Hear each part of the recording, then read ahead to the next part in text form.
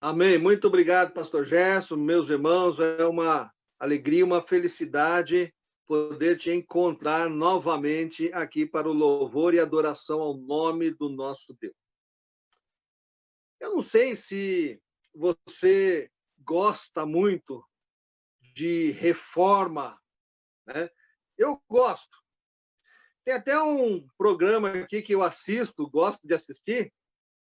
Não, são vários, né? Que falam de reforma, de restauração, principalmente na casa, né?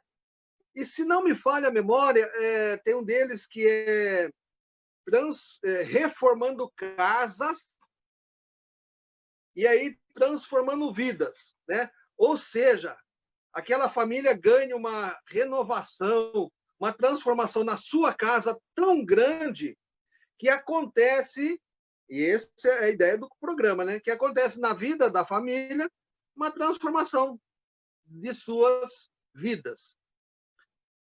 Quando a gente olha para a Bíblia, a gente pode perceber alguma coisa muito parecida, muito parecida. E hoje eu quero compartilhar com você, e o tema de hoje vai lembrar muito, né? Esses programas aí. Mas o tema de hoje é o seguinte: reformando vidas, transformando lares. Tá? Eu quero explicar um pouquinho para você esse tema, tá? Antes da gente conversar do texto e tudo mais. A reforma da vida que Deus proporciona ao indivíduo, ela é tão grande e tão intensa que transforma não a casa da pessoa, a construção, o físico, mas transforma o lar. Né? Nem toda casa é um lar, mas todo lar, com certeza, ele e traz dentro de si a ideia da casa, daquele lugar do nosso refúgio, do nosso descanso, onde a gente se protege, onde a gente restaura as nossas forças. Quando uma vida ela é transformada pela palavra de Deus, a gente vê que o lar daquela pessoa, a família daquela pessoa, ela começa a ser, de fato, transformada também. Eu quero convidar você a ler, então, o texto que se encontra no livro de Atos, capítulo 16, verso 31. O contexto do texto que nós iremos ler, eu sei que já está aí projetado, aí já está para você, o contexto é aquele carcereiro que tinha prendido, né, o apóstolo Paulo. Ele estava lá cantando, louvando, adorando a Deus, e Deus promove a libertação do Paulo. Esse carcereiro pensa que o preso, né, ou os presos tinham fugido, e sabendo o que aconteceria com ele, pela lei romana, pela lei, né, ele já estava pronto para tirar a própria vida. E aí o Paulo falou: não faça nada contigo, nós estamos aqui. E esse homem fica tão encantado, fica tão interessado, fica tão tocado por aquilo, que ele então quer saber o porquê. Por que Paulo não fugiu? Por que Silas não fugiu? O que tinha acontecido? Né? Como que eu posso receber? Como é que eu posso ter tudo isso que você me falou aí? E a resposta foi o seguinte, verso 31 do capítulo 16 do livro de Atos. E eles disseram: crê no Senhor Jesus Cristo e serás salvo, tu e a tua casa. Crê no Senhor Jesus Cristo e serás salvo, tu e tua casa. Então, nessa noite, meu irmão, pegando esse texto, né, essa fala muito simples e muito direta para o carcereiro, crê em Jesus Cristo e você será salvo, sua casa será salva. Eu quero propor hoje trazer aqui um programa de reforma, então, né? E aí o tema: reformando vidas, transformando lares. Eu quero propor para você, então, que você anote, que você preste atenção, porque hoje eu quero propor, então, que nós façamos uma reforma. Agora, presta atenção, meu irmão, por favor, presta atenção, olha aqui para mim. Eu não estou te vendo, mas Deus está te vendo, hein? Olha aqui para mim. Sai da cozinha um pouco aí. Volta, sai da cozinha, vem para a sala, né? Chega ali, pode parar de arrumar bagunça aí, vem para a sala. Eu quero propor uma reforma da minha vida e da sua vida. Presta atenção. Eu não quero reformar a vida do teu esposo. Eu não quero propor a reforma da vida da tua esposa. Eu não quero propor a reforma da vida do teu filho, da tua filha, do pai, da mãe. Não, não. Eu quero propor a reforma da tua vida. Tá? Porque se Deus fizer na sua vida, Ele fará também na sua família, na sua casa, no seu lar, tá bom? Então, não pense assim, fulano precisava assistir isso, Beltrana tinha que estar aqui. Vou compartilhar rapidão para ela. Não, pode compartilhar, não tem problema nenhum. Mas não faça com essa intenção de que Deus vá fazer na vida do outro e você só vai ficar como espectador. Não faça isso, não. Eu quero pedir agora a tua atenção para que, de fato, a gente proponha aqui e nós façamos aqui uma reforma da minha vida e da sua vida. Você topa isso? É bem rápido, são 3 pontos só, tá bom? Bem rapidão. Então, assim, para a gente, quando a gente vai fazer uma reforma, seja uma reforma grande ou uma reforma pequena, tem uns passos que, se a gente não fizer esses passos, fica complicado, fica muito difícil a reforma e ela não tem um resultado muito bom. Então, eu vou compartilhar um pouquinho do que eu aprendi nesses programas de reforma aí, ó. Presta atenção, hein? Dica aqui, ó. Para você fazer reforma, então, de um cômodo ou da sua casa, anota aí, a primeira coisa que você tem que fazer é limpar a bagunça. Eu já reformei aqui minha casa. Não dá para a gente começar uma reforma com um cômodo ou com a casa toda entulhada das nossas coisas. Você consegue fazer isso? Os especialistas aí que tem aqui na igreja, de pedreiros e construtores aí, vão dizer que é muito difícil e muito mais complicado e demora muito mais. Então, o ideal, se você vai reformar a sua sala, o seu quarto, o que você tem que fazer? Tirar tudo de lá. Como é que você vai trocar um piso se a sua cama estiver no quarto? Seu guarda-roupa estiver no quarto? Sua escrivaninha estiver no quarto? Então, o ideal é que você tire toda essa bagunça. E, de preferência, você já define essa bagunça. Não é assim? Na casa do meu pai e da minha mãe, a gente tinha um quartinho da bagunça. A gente tinha. Era um quartinho onde lá nunca nos propusemos, e eu digo eu, inclusive, né, a organizar aquele quartinho. Então, minha mãe chamava, meu pai chamava de quartinho da bagunça. O que faz com isso aqui que está sobrando? Põe no quartinho da bagunça. Né? E ele ia ficando tão entulhado que você nem sabia. Chegou uma época que você nem sabia mais o que tinha lá. E eu tenho certeza que você pode não ter um quartinho da bagunça, mas você tem uma gaveta da bagunça, você tem, quem sabe aí, um armário da bagunça, onde você vai jogando as coisas e muitas delas ficam esquecidas lá. Então, a primeira coisa que eu quero dizer para você, meu irmão, minha irmã, vamos limpar a bagunça. Vamos limpar a bagunça. É claro que você já entendeu, que você sabe que nós não estamos falando só de reforma, de quarto, de nada. Mas quando a gente olha para o tema, o que a gente quer reformar é a nossa vida. Eu quero compartilhar aqui com você um texto. São 2 textos desse versículo aqui. Um eu passei para o Tiago, o outro não.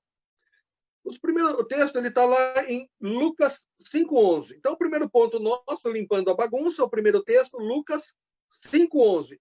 Diz assim: então eles arrastaram seus barcos para a praia, deixaram tudo e o seguiram. Também, para você entender esse versículo, você tem que olhar o contexto lá, e é aquele texto, né, onde Jesus se achega ali ao barco do Pedro, ele está comprimido pela multidão, pede para que o Pedro dê uma afastadinha com o barco da praia, e prega, e fala, e ensina, e diz para aqueles homens que a partir de agora eles não seriam mais apenas então somente pescadores, mas eles iriam pescar homens, né? Se tornariam pescadores de homens. E Jesus então faz o convite para o Pedro e para a turminha toda ali, né, que estava com ele. E o que é que eles fazem? Você consegue imaginar o Pedro, apóstolo de Jesus, seguindo Jesus, carregando a rede, carregando o barco, carregando o material de pesca deles? Você consegue imaginar isso? Para que o Pedro e os seus companheiros ali pudessem, de fato, seguir a Jesus, no finalzinho do verso 11, deixaram tudo e o seguiram. Deixaram tudo e o seguiram. Claro que o texto aqui ele está falando do material de pesca, de todos os equipamentos, barcos, redes e tudo mais. Mas há um outro personagem na Bíblia, e o personagem também está no livro de Lucas, capítulo 19, verso 8, é o Zaqueu. Zaqueu, chefe dos cobradores de impostos. Esse homem queria ver Jesus, porque tinha ouvido muito falar de Jesus. Você conhece a história, ou talvez você não a conheça, então eu vou dar um resumo aqui. E o Zaqueu, querendo ver Jesus, sobe numa árvore, porque ele era um homem de baixa estatura, né? Ele não era alto, ele era abaixo da média, e sempre a multidão que cercava Jesus impedia que o Zaqueu visse a Jesus. O Zaqueu não se importa com o status e com a posição que ele tinha, e ele sobe numa árvore para ver Jesus. Jesus, misericordioso, maravilhoso que foi, é e continuará sendo, ele para embaixo da árvore e fala para o Zaqueu: Zaqueu, desce. Hoje me convém estar na tua casa. Eu quero estar com você, eu quero jantar com você, eu quero passar um tempo com você, eu quero conversar com você. Desce, Zaqueu. Isso causou um escândalo nas pessoas, mas o que mais interessa é que Jesus foi para a casa do Zaqueu. Nós não sabemos o que Jesus falou para o Zaqueu, nós não sabemos o quanto tempo Jesus ficou lá com o Zaqueu, mas nós sabemos da mudança e da transformação que aconteceu na vida do Zaqueu. O Zaqueu, que era um cobrador de impostos, que não agia com lisura, não era honesto na sua atividade. Lá no verso 8 do capítulo 19, o Zaqueu diz o seguinte: e levantando-se Zaqueu, disse ao Senhor, ou seja, depois que ele ouviu o que Jesus tinha falado, os valores, os princípios, tudo aquilo que Jesus havia falado, o Zaqueu se colocou em pé, e naquela época, o colocar-se em pé significava que aquela pessoa iria falar algo muito sério, iria dizer algo que merecia ser prestada atenção. E o Zaqueu faz isso, ele se coloca em pé e diz assim: Senhor, eis que eu dou aos pobres metade dos meus bens. Eis que dou aos pobres metade dos meus bens. E se em alguma coisa tenho defraudado alguém, o restituo quadruplicado. Nós não sabemos o que Jesus diz para o Zaqueu, nós não sabemos o quanto tempo o Zaqueu ficou ali conversando com Jesus, mas nós sabemos que a conversa de Jesus com Zaqueu produziu transformação.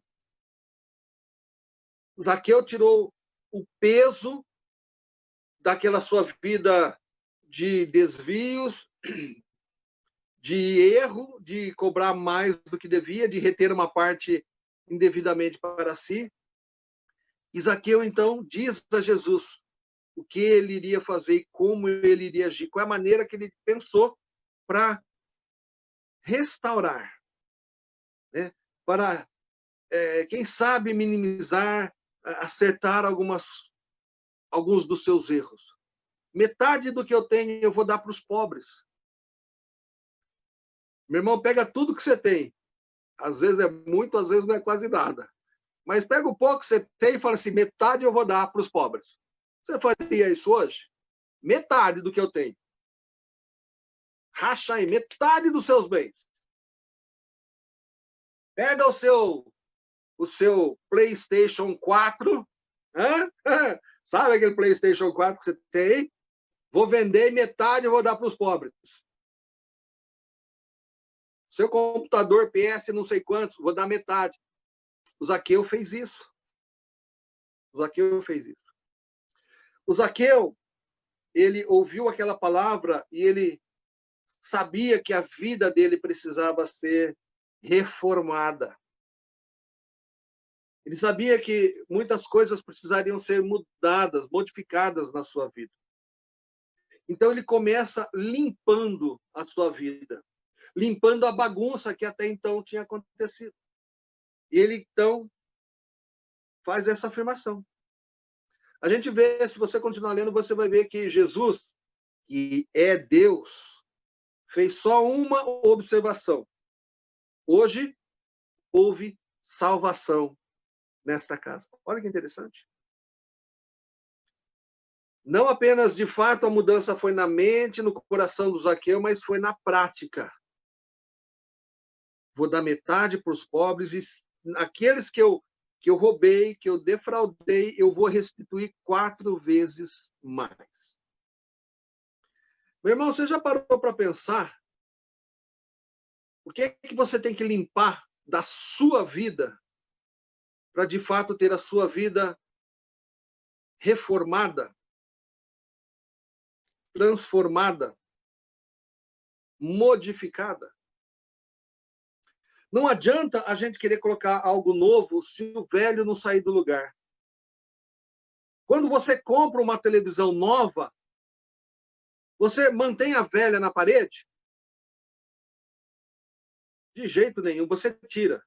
Ou você dá, ou você vende, ou você coloca no quarto de alguém, não é verdade?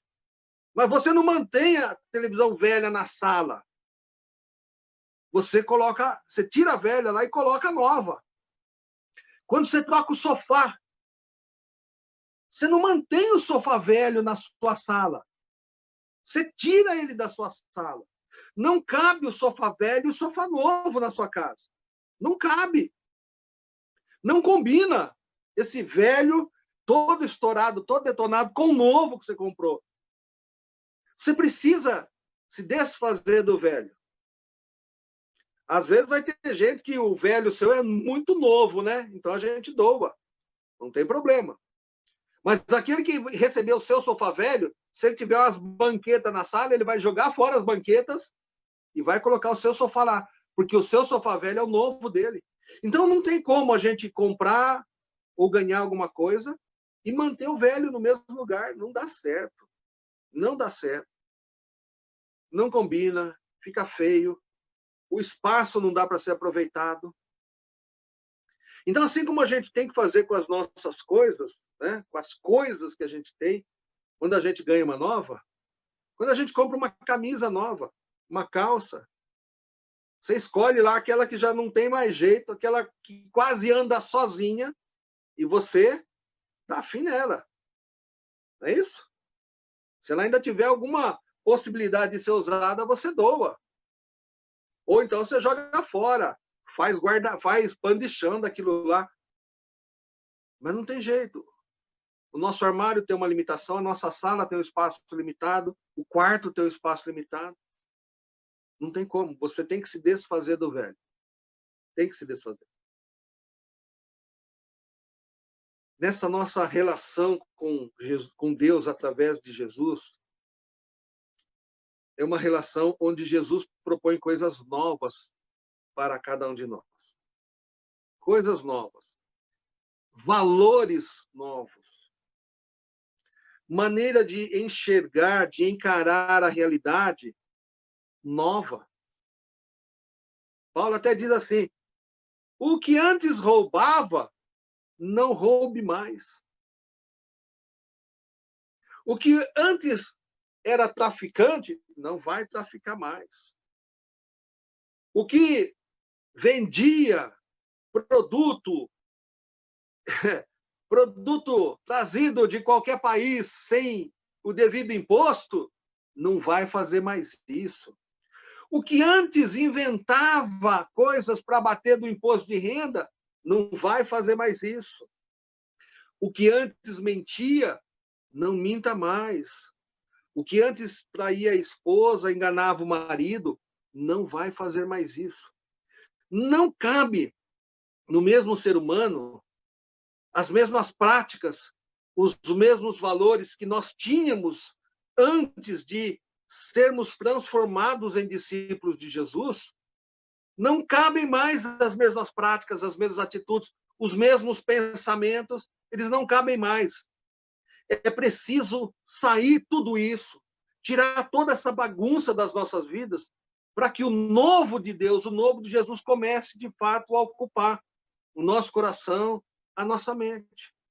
Quem não consegue fazer esse tipo de limpeza, continua, se diz cristão, se diz discípulo de Jesus, e usualmente hoje se diz evangélico, mas continua com as mesmas práticas, os mesmos valores de antes. Então, o cara que antes enganava, roubava, não tinha problema em fazer qualquer maracutaia, agora ele, transformado, frequentador da igreja, consegue se eleger para um cargo público, vereador, prefeito, deputado estadual, federal, governador, presidente, senador, sei lá o quê. E ele vai lá e diz que é evangélico, mas a prática dele continua absolutamente a mesma. Então, irmãos, nós precisamos fazer essa limpeza, essa mudança. Tirar as coisas velhas, tirar as práticas velhas, o pensamento errado, nós precisamos tirar da nossa vida. Não cabe o novo de Deus em nós se nós quisermos manter o velho. Não tem jeito. Vai haver conflito. O velho homem e o novo homem. Por que Paulo fala disso? Porque os pensamentos, os valores continuaram lá nessa briga. Eu não lembro em que filme eu assisti isso, eu não lembro aonde que foi, mas eu gostei muito da seguinte ilustração. Alguém lá, um personagem, falou assim, ó, dentro da gente tem dois lobos. O bom e o ruim. E aí ele perguntou lá para quem estava ali batendo papo, qual lobo vai crescer, vai vencer? O outro não soube lá responder, mas então esse homem disse, vai crescer e vai vencer o lobo que a gente alimentar. Se eu me nutro de pornografia, de conversas que não levam a nada, de fofoca, de planejo só as coisas erradas, quem que vai crescer dentro de mim? O homem novo com valores e princípios de Deus ou o velho homem? O velho homem. Agora, se eu leio a Bíblia, se eu mudo a música que eu ouço, né? Se eu deixo de ouvir aquela música que só fala bobagem, que só fala besteira, que só exalta o errado. Se eu paro de ouvir esse tipo de coisa, começo a ouvir músicas que, de fato, glorificam a Deus, isso vai crescer na minha vida. Se a literatura que eu escolho para ler, para me alimentar, né, a minha sabedoria, as minhas emoções, forem livros bons, com valores bons, a Bíblia, eu vou crescer. Esse lado bom vai ficar cada vez maior e melhor e vai começar a dominar. Agora, se eu só leio pornografia, bobagem, e que eu vou querer da vida? O que você acha que vai acontecer? De vez em quando a gente ouve algumas palavras de baixo calão, né? Ou, como minha avó falava para mim, Tamarzinho, não fale nome feio. Se a gente tem o hábito de falar nome feio, e eu não estou falando desses nomes, não, né? Você entendeu, né? Palavrão. Se eu tenho essa prática, se eu acho normal, isso vai cada vez dominar e vai vir muito facilmente na nossa boca, na nossa expressão. E quando, de repente, eu estiver na igreja e uma porta fechar o meu dedo e doer, o que é que eu vou falar? Oh, glória a Deus, obrigado, que todas as coisas cooperam para o bem daqueles que amam a Deus, ou eu vou soltar aquele palavrão? Oh, constitucionalissimamente! Então, eu preciso, para reformar de maneira correta, eu preciso limpar, eu preciso tirar tudo. Pedro e os seus companheiros, para seguirem a Jesus, eles deixaram tudo para trás. Deixaram os barcos, as redes e toda aquela tralha de pesca. Zaqueu mudou a sua atitude e o seu comportamento. Mas não basta só a gente fazer a limpeza, não. É interessante, voltando lá para aqueles programas de reforma, né? E o padrão de reforma nos Estados Unidos e Canadá, de construção, é diferente da nossa, né?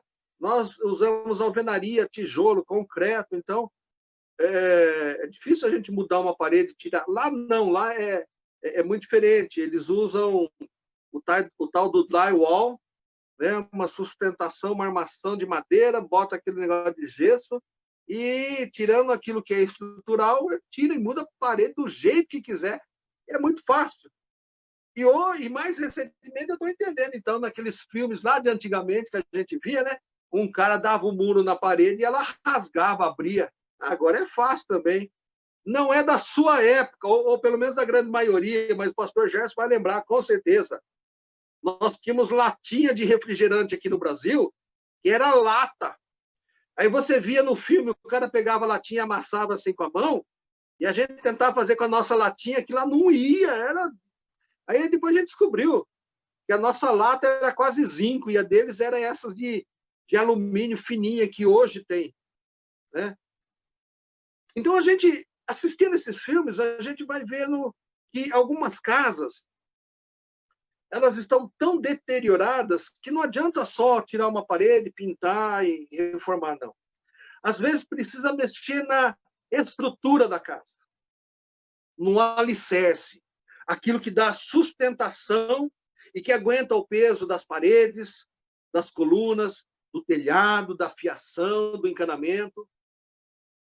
É interessante também lá, porque também é muito diferente, é muito bacana isso.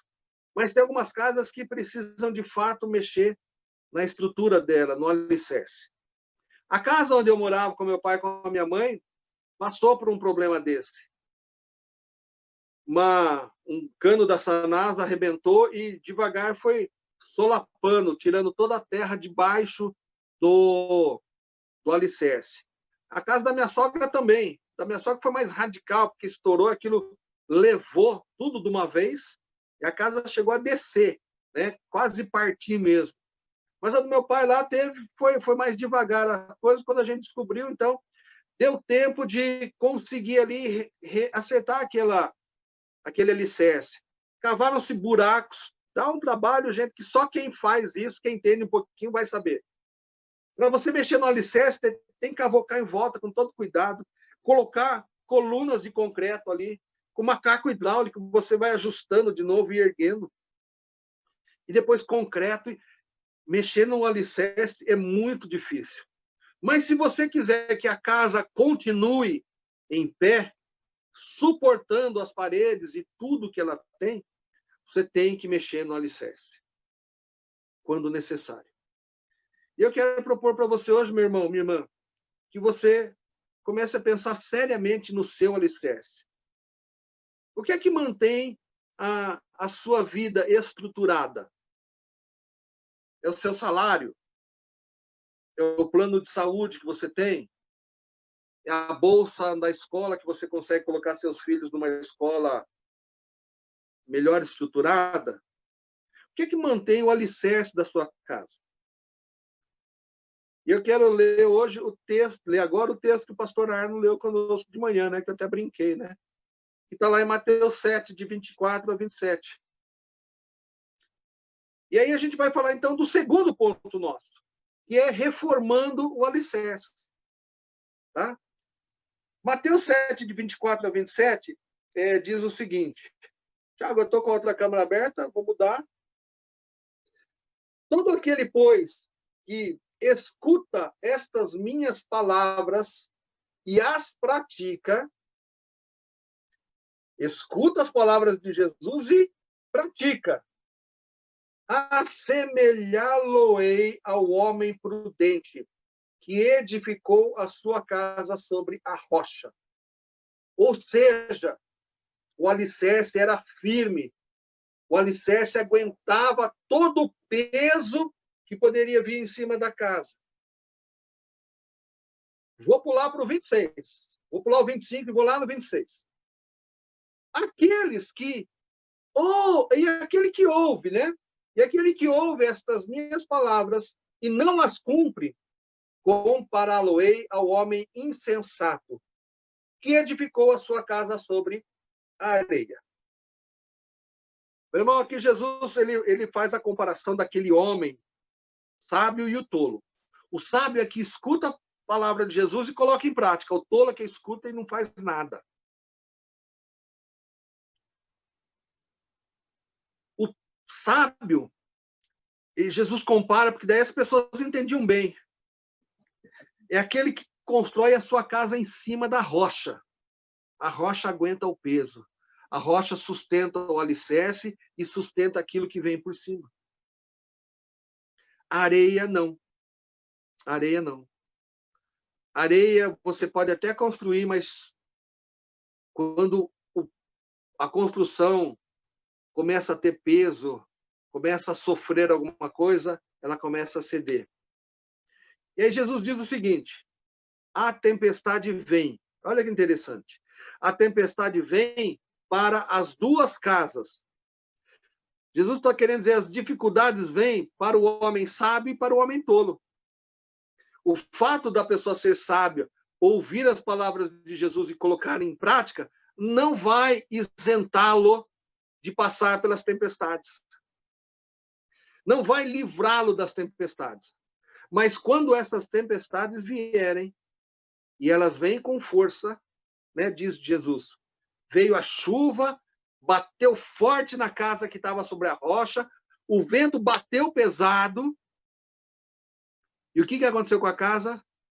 Ela continuou em pé, porque ela estava sobre a rocha.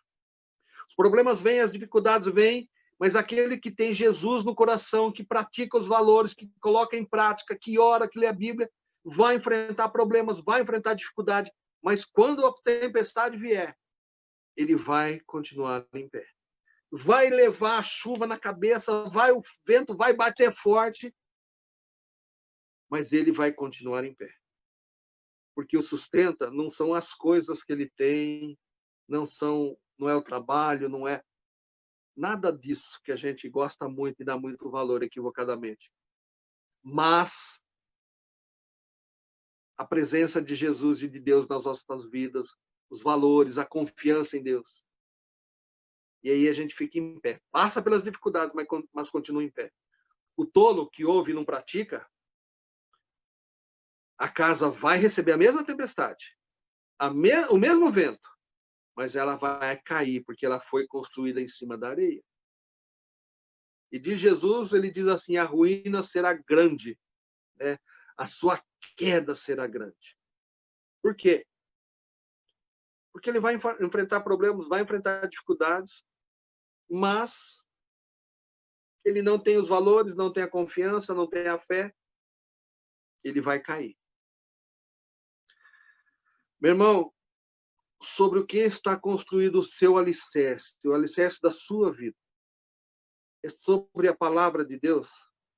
É sobre os valores de Jesus, sobre os princípios? Quem vai avaliar isso é você. E você vai avaliar a sua vida, não vai avaliar a vida do seu irmão, não, tá? Não faça isso. Em Santos, eu tive em Santos desde quinta-feira lá com a minha família toda, né? Em Santos tem um pedaço da praia lá, a tal da ponta da praia, né? Onde os prédios, o solo lá é bem típico.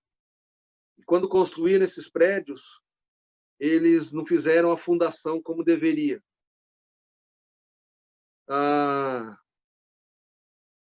As ferragens, né, as brocas, não foram até o fundo mais estável. Fizeram em cima da areia. E depois coloca no Google. Coloque no Google depois, assim, para você ver. Prédios inclinados de Santos. Pode colocar isso. É impressionante, meus irmãos. Na orla da praia ali, como você vai ver a quantidade de prédios que estão inclinados. É impressionante. Chega alguns que chega no ponto limite lá, que de fato o pessoal vai ter que começa a mexer na estrutura, no alicerce. Coloca lá, é impressionante. Mas o mais famoso prédio aí que foi construído pela areia é a Torre de Pisa, né? Lá na Itália, a Torre Inclinada de Pisa. A Torre Inclinada de Pisa, que hoje virou ponto turístico, nada mais é que um prédio que não teve o alicerce construído como deveria. Né? E o solo e tudo mais vai inclinando ali, e se não cuidarem, uma hora cai. Se você não se cuidar, se você não restaurar o seu alicerce, você pode cair, meu irmão. Porque a tempestade vem para todo mundo. E muitas vezes vem com tamanha violência que aqueles que não estão sobre a rocha acabam caindo e desistindo dessa caminhada, entregando a sua vida, sei lá, a gente sabe para quem, né? A gente sabe para quem. Então, cuide da sua estrutura. Para terminar, terceiro ponto aqui, é tudo novo. Interessante nesses programas de reforma, que eles mexem na tubulação, eles mexem na estrutura quando precisa, tudo mexem, mas não tem como o programa ser entregue se não houver uma reforma grande. E aí a sala é outra, os móveis são outros, né? A aparência daquela casa modificou, e a grande surpresa dos proprietários quando volta é assim, puxa, mas é mesmo a minha casa? De tão grande que foi a transformação. Porque além muitas vezes da reforma no alicerce, nas paredes, na tubulação, na parte elétrica, eles pintam de uma cor nova, colocam móveis novos. Não adianta muita gente reformar e usar os mesmos móveis velhos que a gente tem. Né? Às vezes a gente não tem tanto dinheiro e a gente dá jeito disso, né? Mas quando os móveis são novos, como a casa é outra. E eu quero que a gente aplique isso na vida da gente. Porque na vida da gente, esse tudo novo não depende de dinheiro. Não depende de dinheiro.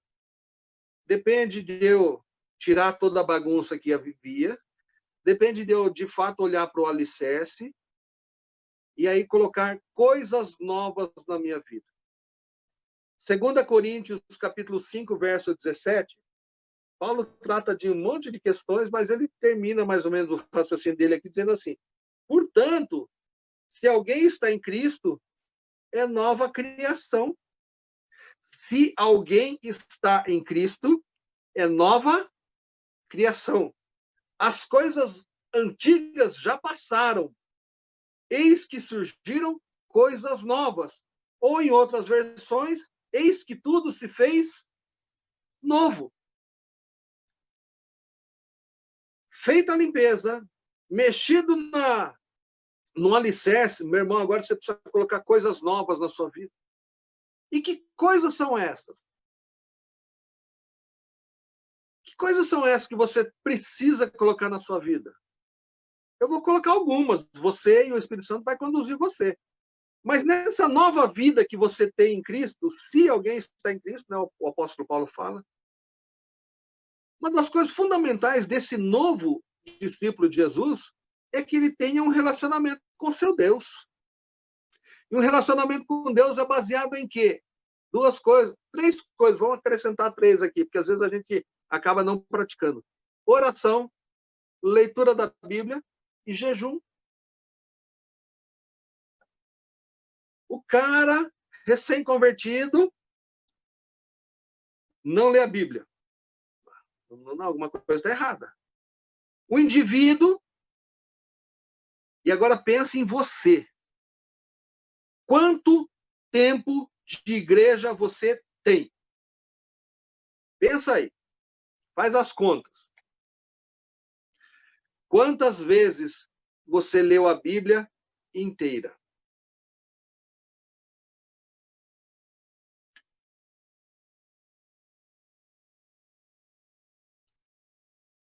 Meu irmão, nós temos tantos programas de leitura da Bíblia.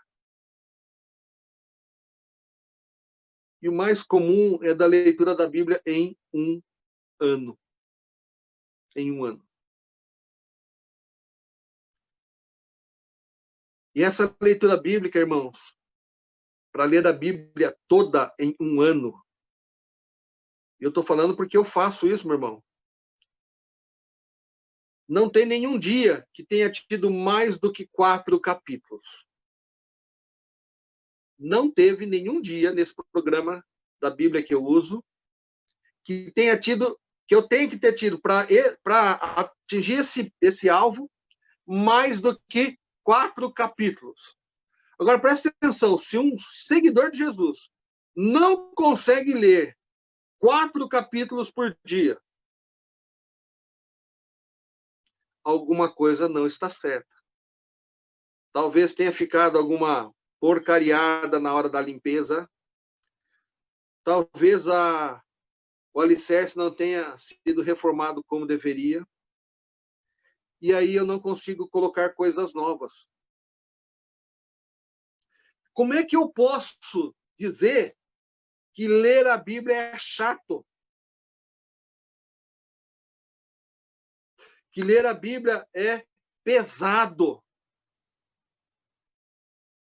Como é que eu posso dizer que ler a Bíblia me dá sono?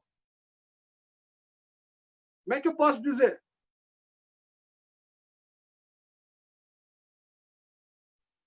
Eu consigo ficar no celular, eu consigo... não vou falar disso, não. Mas, meu irmão, é a tal da reforma. Se eu tirei tudo que é de velho, tudo porcaria, se eu mexi na estrutura da casa, eu preciso entrar com as coisas novas, porque senão não vai mudar nada. Já pensou se reformar a casa, pintar maravilhosa toda, e você começar a botar os móveis velhos lá dentro? Sofá rasgado, fogão detonado, geladeira arrebentada. O que mudou? Na casa parece que não mudou nada. E na vida da gente também. O cara não consegue ler a Bíblia, o cara não consegue orar, o cara não consegue fazer jejum. Mas ficar no WhatsApp ele fica, ficar conversando com a vizinha ele fica, ficar conversando com a amiga ela fica. Acompanhar o Facebook de tudo quanto é negócio consegue. Então, meu irmão, nós precisamos colocar coisas novas na vida da gente. E, ó, deu meu primeiro sinal aqui. A gente precisa colocar coisas novas na vida da gente. O que é que, de novo, de acordo com os princípios de Deus, você tem colocado na sua vida? Meu irmão, esse é um desafio para a gente. Reformar, ela implica necessariamente nesses 3 pontos que a gente falou. Primeiro, eu tenho que tirar tudo que é velho.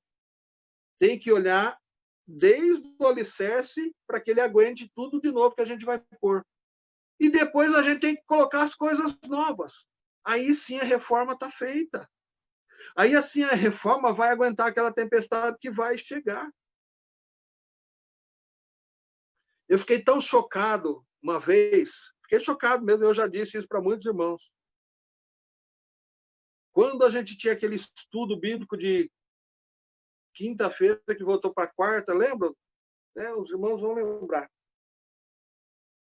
Eu estava muito feliz que a gente tinha tido uma série lá, Gerson, não sei se você vai lembrar disso, mas tinha lá umas 40, 50 pessoas. E aí alguém veio para mim e falou assim, ô pastor, vamos estudar o Apocalipse. Poxa vida, legal, um tema gostoso. Apocalipse, é o livro do Apocalipse, vai tratar de tantas coisas, inclusive da volta de Jesus. Olha que maravilha! O discípulo de Jesus anseia pelo quê? Pela volta de Jesus, não é isso? Nós devemos ansiar pela volta de Jesus. Mas nós começamos a estudar o Apocalipse, a audiência mingou. Mingou. Sabe o que é isso? Os 50 viraram acho que uns 10. E aí eu fui conversar com as pessoas. O que está acontecendo? Sabe o que aconteceu com cerca de 40 pessoas, irmãos? Pastor, morro de medo do Apocalipse. Morro de medo. Mas como morre de medo? Morro de medo. Ah, não gosto desse livro, não. Ih, pastor, não ali, não. Só faltou falar assim, isso não é coisa de Deus, não. Só faltou falar isso. Meu irmão, você anseia pela vinda de Jesus? Se você não está tão querendo que Jesus volte, tem algum problema, irmão. Alguma coisa não está certa. Porque o discípulo verdadeiro de Jesus não vê a hora dele voltar. Ah, pastor, eu não vejo a hora de ver Jesus, mas eu preferia que ele voltasse. Eu não queria morrer, não. Ah, meu irmão, se você pensa assim, ó, vou dizer para você, para semente você não vai ficar. Não vai. A maioria de nós experimentará a morte, sim. Mas a morte é o quê? É esse início dessa eternidade. Lembra o filme que a gente assistiu um tempinho atrás aí? Essa vida nossa aqui é 60, 70, 80 anos. Uns abusados aí chega até os 100, 100 e pouco aí, né? Mas a maioria nossa é isso aí. Deixa eu aumentar a média aqui, porque tem gente que vai falar, ô pastor, já passei dessa hora. Meu irmão, o tempo da sua vida e da minha é só Deus que sabe. Mas a nossa média, a expectativa é essa. E a gente vai morrer mesmo. E não cabe o crente, o discípulo de Jesus, ter medo da morte. Não tem sentido. Não tem sentido. Por isso, o meu desejo hoje é que você olhe para essa proposta de reforma e veja aonde você tem que mexer mais.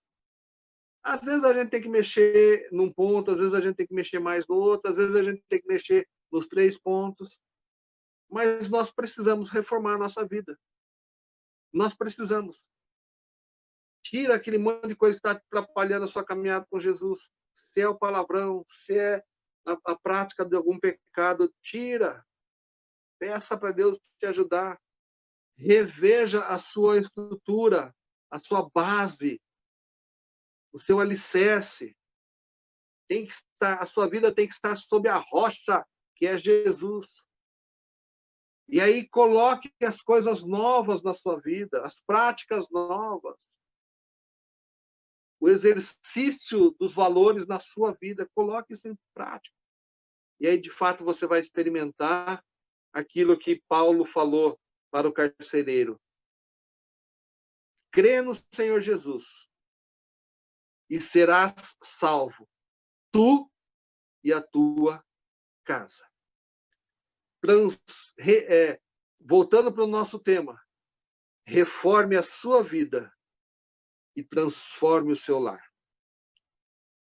Isso vai acontecer não porque eu estou prometendo, não, meu irmão, mas é Deus que promete. Você pode falar, mas tem. Olha, fala com Deus.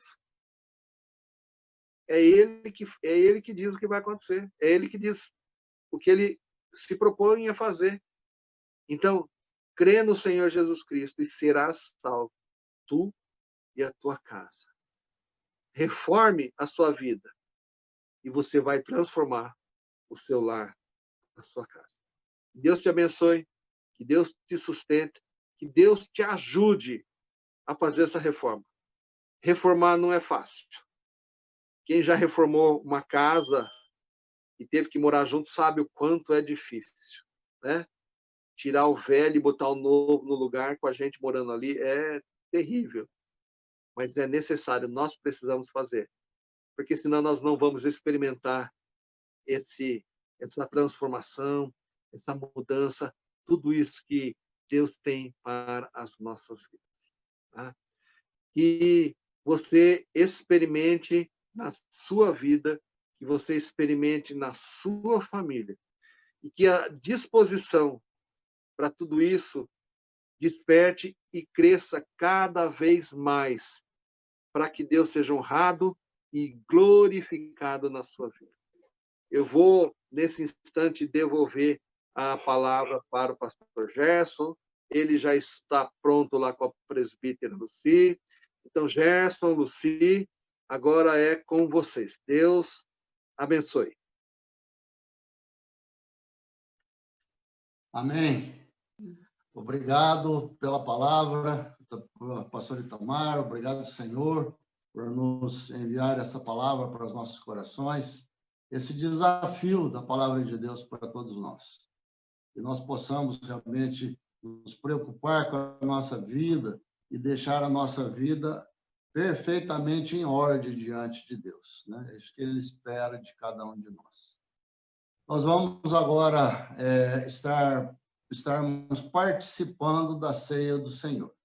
Então, queria convidar você para você se aproximar aí da tua mesa, da mesa que você já preparou, os elementos que você já preparou, e nós vamos estar, nesse momento, nos colocando diante do Senhor para a celebração desse momento tão importante da vida da igreja. Eu queria te convidar agora para você orar e colocar a sua vida diante do Senhor, para que a gente possa participar desse momento com o coração correto diante do Senhor.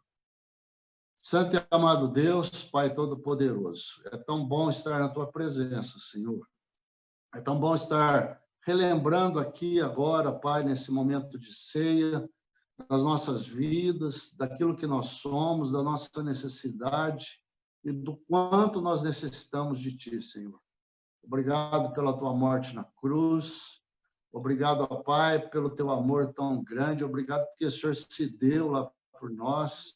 E por causa do Teu amor, por causa da Tua graça estendida sobre as nossas vidas, nós temos podido estar diante do Pai novamente, em comunhão. Eu quero te pedir, ó Pai, que em nome de Jesus o Senhor perdoe os nossos pecados, que o Senhor nos purifique, que o Senhor nos limpe, ó Pai, para que nós possamos participar desse momento, ó Pai, com o coração correto diante de Ti, Senhor. Tira tudo aquilo que não te agrada, Senhor. E, ó Pai, eu te peço que os elementos que nós vamos participar agora, o pão e suco de uva, Senhor, nos traga à memória todo o Teu sacrifício, tudo aquilo que o Senhor fez por nós, ó Pai, e que isso seja sempre uma lembrança de bênção para a nossa vida, para nós reconhecermos quem nós somos e quem é o nosso Senhor. Nós te exaltamos, nós te glorificamos, em nome de Jesus. Amém. Ainda preparando-nos para esse momento, eu queria convidar a nossa irmã Maiara que faça, por favor, a leitura do texto que está lá no Evangelho de Mateus, no capítulo 26. Maiara, por favor, faça a leitura para nós. Sim. A ceia do Senhor. Enquanto estavam comendo, Jesus pegou o pão e deu graças a Deus. Depois partiu o pão e o deu aos seus discípulos, dizendo: Peguem e comam, isto é o meu corpo. Em seguida, pegou o cálice de vinho e agradeceu a Deus. Depois passou o cálice aos discípulos, dizendo: Bebam todos vocês, porque este é o meu sangue, que é derramado em favor de muitos, para o perdão dos pecados. O sangue que garante a aliança feita por Deus com o seu povo. Eu afirmo a vocês que nunca mais beberei deste vinho até o dia em que beber com vocês um vinho novo, no reino do meu Pai. Amém, amém. Esse é um dos textos que traz orientação para nós quanto à realização da ceia do Senhor. Irmãos, eu acho muito tremendo essa didática de Jesus, né? Como Jesus ensinava as coisas. Jesus estava ali numa refeição com seus discípulos, já era os últimos momentos da vida dele, que ele estava em comunhão com os discípulos. Logo depois ele ia para o Getsêmani, onde seria preso. E Jesus quis fazer daquele momento um momento muito especial, né? Então, era uma refeição comum que eles estavam fazendo. Mas nessa refeição, Jesus pegou ali 2 elementos daquela refeição, o pão e o vinho, né, que eles estavam usando ali naquela refeição, e fez essa simbologia para nós, né, representando o seu corpo e seu sangue, e trouxe para nossa memória. Jesus instituiu isso para que nós estivéssemos fazendo o quê? Nos lembrando dele, nos lembrando do sacrifício dele, né? Então, quando a igreja se reúne hoje, quando nós nos reunimos todos os meses, estamos fazendo dessa forma agora, aqui nas nossas casas, para que a gente não deixe de fazer isso. O motivo é nós estarmos trazendo à nossa memória aquilo que Jesus fez por nós, para que a gente nunca se esqueça disso, para que sempre seja uma lembrança na nossa mente, no nosso coração, o sacrifício de Jesus por nós. Então, eu queria te convidar nessa hora, você, sua família que está presente aí, para a gente participar deste momento. Então, como eu disse, era uma refeição comum, né? E Jesus pegou um pão, né? Não era igual a esse, pequeno assim, o pão lá que Jesus usava era um pão maior, né? Ele partiu o pão, né? Partiu o pão, e ele deu para os seus discípulos, dizendo para eles comerem aquele pão, né? E aquele pão estaria representando o corpo de Jesus, né? Que seria entregue na cruz, né? Então, com certeza, naquele momento, os discípulos não entenderam muito, completamente, aquele ato, mas depois da morte e ressurreição de Jesus, eles entenderam completamente, perfeitamente. Então, eu queria, nesse momento, convidar você, né, que você pegasse o pão aí nesse momento e servisse para o pessoal da sua casa. Algumas famílias estão participando conosco hoje, né? E você vai estar vendo eles participando neste momento. É uma alegria que a gente faça isso, para você ver a comunhão da igreja, estarmos fazendo isso juntos. Então, participe nesse momento da distribuição do pão e possa você participar com a alegria do coração.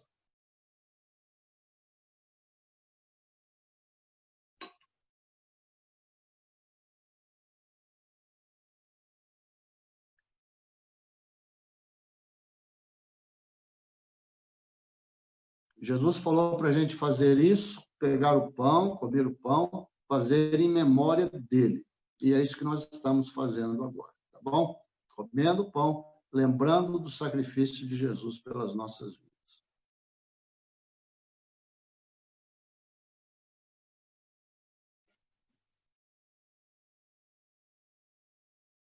Você já participou? Então, vou passar para o pastor Itamar, para ele estar fazendo a parte seguinte da ceia.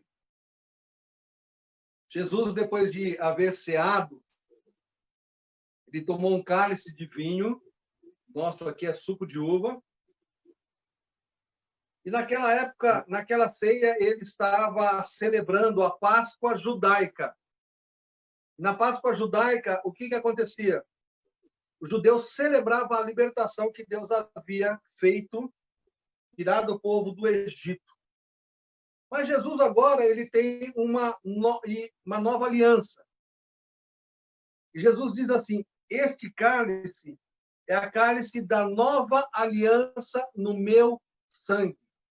Ou seja, agora a morte de Jesus, o sangue derramado por ele, daria a libertação não apenas do povo do Egito, mas de todo aquele que estava sob o jugo do pecado e, com isso, condenado à morte. Através do sangue de Cristo, uma nova aliança é celebrada entre Deus e os homens. Então, essa orientação, então, de celebrarmos na ceia essa libertação. Então, nesse instante, eu quero convidar você a pegar o seu suco de uva, o seu cálice, você que é o líder da casa, ou você que está sozinho na sua casa, pegue nesse instante o suco de uva e, ao servir e ao oferecer para quem está com você, diga o seguinte: este cálice é o cálice da nova aliança no meu sangue. Então, essa é a nova aliança que nós temos com Deus através do sangue derramado por Jesus. Vamos servir. Esse cálice é o cálice da nova aliança no meu sangue, disse Jesus. Tomai e bebei em memória de mim. Esse cálice é o cálice da nova aliança no meu sangue, disse Jesus. Tomai e bebei em memória de mim.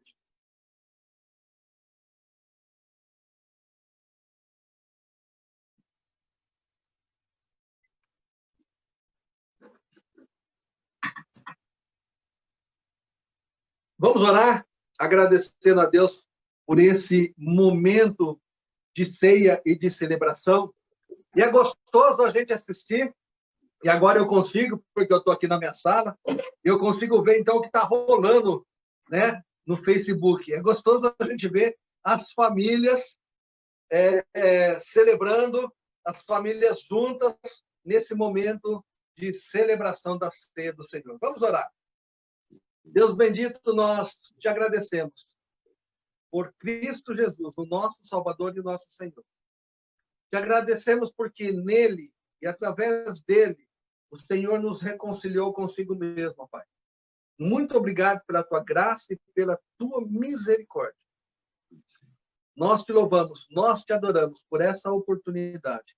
E iremos celebrar a tua ceia até que o Senhor volte para nos levar para o teu reino. Nós oramos, ó Deus, agradecidos por Cristo Jesus. Amém. Amém. Quero devolver a palavra ao pastor Gerson nesse instante. Muito bom estar participando da ceia do Senhor juntamente contigo. É uma alegria para a gente, muito bom a gente estar junto. Eu queria, antes da gente terminar, pedir que você não se retirasse da sala, onde você está, para você ouvir alguns recados importantes para a tua vida, tá bom? Você vai ver uma imagem aí na tua tela, né?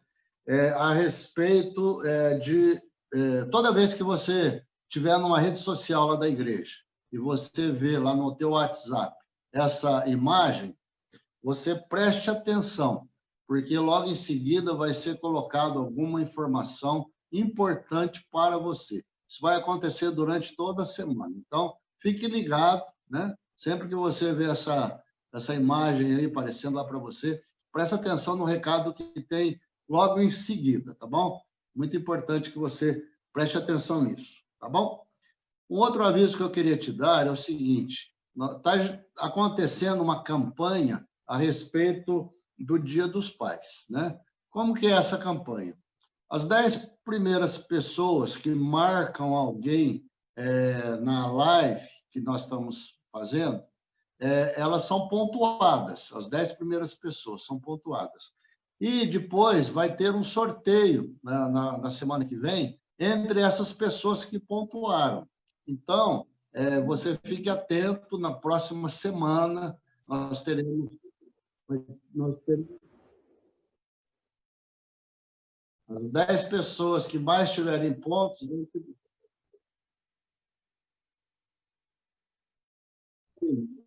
As pessoas que mais tiverem pontos, elas vão estar participando deste sorteio, tá bom? Então, fique atento lá no próximo domingo para você participar disso, tá bom? Você que fez a sua anotação, que fez a sua indicação de pessoas lá, fique atento. No mais, eu queria dizer para você ficar atento nas nossas lives. Continuamos aos domingos, às 9h30, com a Escola Dominical. 9h30, uma palavra pastoral para você. Depois, às 10 horas, a Escola Dominical com as aulas. E, à noite, nosso culto de celebração, como você está participando agora, tá bom? Eu queria também que você prestasse atenção aí no nosso WhatsApp, né? É o 99119-2581, tá bom? Se você quer falar conosco, você quer falar com os pastores, que você quer mandar um pedido de oração, pode usar o nosso WhatsApp para essa finalidade. O teu recado, o teu comunicado vai chegar até quem de direito, tá bom? Continuamos desafiando você, que é colaborador do nosso Ministério de Ação Social e Diaconia, que continue enviando os seus alimentos para o Ministério. Um trabalho importante de atendimento aos necessitados tem acontecido. Muita gente precisando nessa época de pandemia, muita gente necessitada, e o Ministério de Ação Social e Diaconia tem feito um belo trabalho de arrecadação de alimentos e entrega de cesta para os irmãos. A diaconisa Ivani, ela tem estado na igreja toda quinta-feira, das 13 às 17 horas, e ela está lá recebendo o seu mantimento. Mas, se você não pode ir nesse horário, você pode entrar em contato com qualquer diácono ou diaconisa da igreja, eles providenciarão um jeito de ir até a tua casa retirar a tua oferta. Também um recado da tesouraria da igreja, você que é membro da igreja, você que tem compromisso com a igreja, que você participa, seus dízimos e suas ofertas continua, por favor, sendo enviados através das transferências bancárias, que é muito importante que você também, além de fazer a transferência bancária, você avise o tesoureiro, né? Ou passe para ele uma cópia do seu depósito, ou então passa um WhatsApp para ele, avisando que fez o depósito, o valor que você fez, para ele identificar lá do outro lado. Mas se você não pode ir ao banco fazer isso, você pode entrar em contato com o Marcelo ou com os pastores da igreja, eles providenciarão alguma maneira de ir até a tua casa, retirar a tua oferta, o teu dízimo, tá bom? Irmãos, sua oração continua sendo importante demais para a vida da igreja. Você não sabe quantas pessoas têm sido abençoadas pelas tuas orações. O relógio de oração continua funcionando, o teu horário de oração é aquele que você definiu lá com a Andréia. Então, continue orando, continue fazendo o teu período de oração com dedicação, com vontade, com disposição. Deus está ouvindo as tuas orações. Deus está ouvindo a oração da igreja. Eu queria que você estivesse também compartilhando esta live, né? Esse programa, essa direção, essa live, esse culto de adoração a Deus que nós estamos realizando aqui, vai chegar para mais pessoas à medida que você compartilhar, à medida que você avisar um parente seu, um amigo seu, para ele participar conosco, a gente vai estar estendendo a nossa audiência. Queria terminar agradecendo a você por estar participando conosco deste momento de adoração a Deus. Queria agradecer à igreja por toda a semana que você participou da nossa semana de oração. Foi muito bacana, muito envolvente, muito desafiador ver as células dirigindo, participando com empolgação, com disposição. Muito bom, né? Agradeço a Deus pela sua vida, pela sua disposição. E todos os irmãos que tiveram essa semana também participando do culto sexta-feira do 31 de julho, de aniversário da nossa denominação, 117 anos, eu queria te agradecer por isso, né? Pedir que Deus continue abençoando a igreja, continue abençoando a tua vida e continue abençoando todos aqueles que estão nos ouvindo. Eu queria te agradecer pela tua companhia até agora e queria terminar orando por você nesta hora. Senhor, muito obrigado pela tua graça manifesta nas nossas vidas, pela tua palavra enviada para os nossos corações, por termos podido participar desse momento tão gostoso, ó Pai, de comunhão contigo, de poder ouvir a tua palavra, de poder falar contigo através das orações, dos louvores, de poder, ó Pai, participar da ceia do Senhor. Ó Deus, toma conta das nossas vidas. Eu te peço que o Senhor esteja abençoando todos que estão nos ouvindo nesta hora, Senhor. E que o Senhor os alcance com a tua bênção, com a tua graça, com a tua visitação e com a tua paz. Se há alguém enfermo, Pai, nós pedimos em nome de Jesus que o Senhor estenda a tua mão e traga cura, traga saúde para essas pessoas.